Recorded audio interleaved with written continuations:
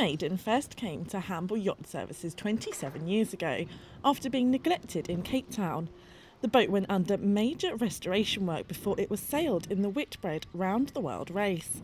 Now, nearly 3 decades later, Maiden is back in Southampton, where it will be restored once again, ready for its next project.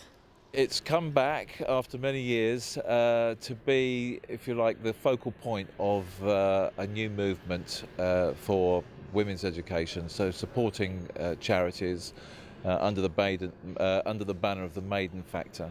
So the boat has to be obviously sailed around the world. So we are making sure that it's in a good situation and a good condition, so we can do that. Having been sailed by an all-female crew, fighting for women's rights are at the heart of the global campaign. Raise money for girls' education, but more than that really to promote and facilitate girls' education in anywhere where they're not allowed to have that basic human right. Now, do we need an all-female crew to do that? Not necessarily. There will be men also involved in the project, but I think it's primarily that women are coming together to fight for girls' rights. If every girl in the world had an education, then it would solve almost every problem we have in the world today. The project has been made possible by Her Royal Highness Haya bint Al Hussein of Jordan, in memory of her father, King Hussein, who played a vital role in the original restoration of the Maiden. It's hard to imagine how difficult everyone thought it would be.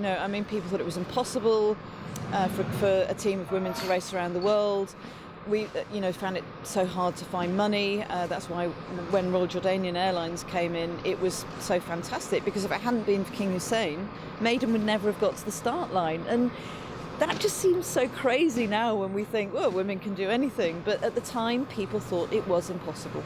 Having shown that it was possible to be sailed by an all-female crew, the Maiden marked a significant moment for women around the world.